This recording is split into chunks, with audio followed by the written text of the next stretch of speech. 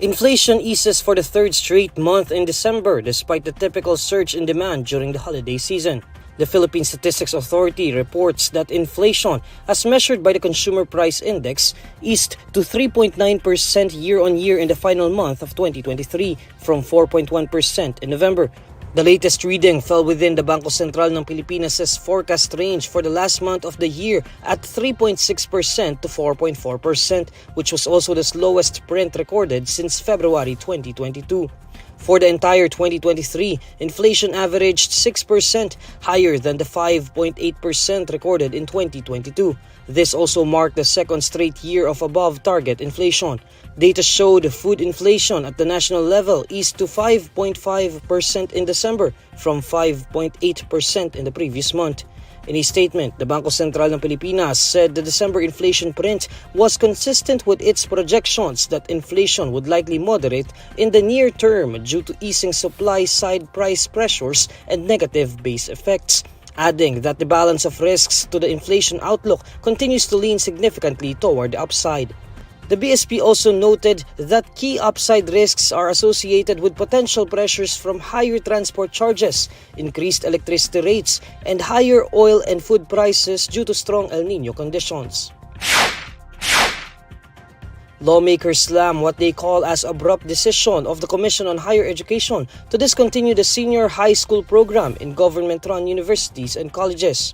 Based on the latest data from Department of Education, a total of 17,751 grade 11 students currently enrolled in SUCs and LUCs face displacement because of the CHED Memorandum Order. In a statement, Gabriela Party List Representative Arlene Brosas criticizes CHED Chair Prospero de Vera III for issuing the memorandum on December 18. Brosas says the memorandum would be an added burden on parents and students as they will be forced to enroll in private schools with higher tuition or to stop attending schools entirely if facilities in public schools are sorely lacking. She adds that this will also threaten the job security of SHS faculty and personnel.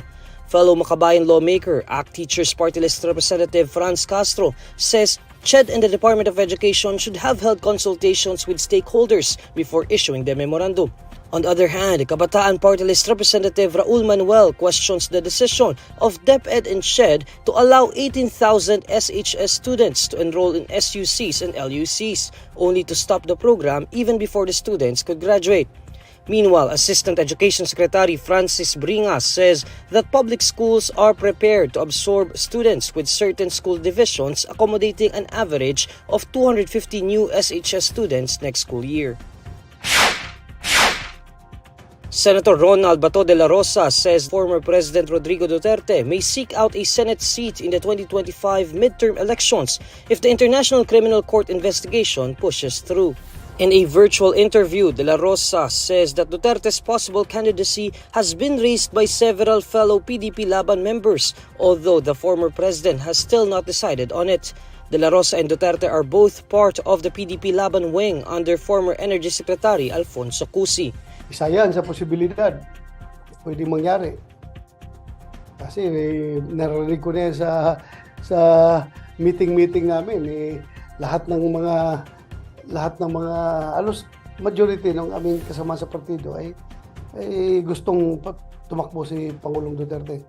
However, De La Rosa clarifies that Duterte would not be running for the Senate to seek protection from any possible outcome of the ICC probe.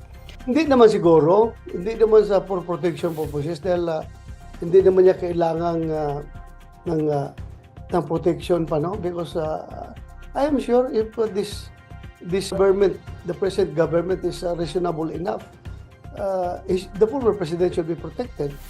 Hindi naman niya kailangan ng additional protection. Instead, De La Rosa says that Duterte wants to make sure he can still contribute towards nation building of the country, adding that the former president felt he can still give more service even after his 6-year term as a president. Pero sa kanya lang is siguro just to make sure that he can still contribute to towards nation building ng ating bansa.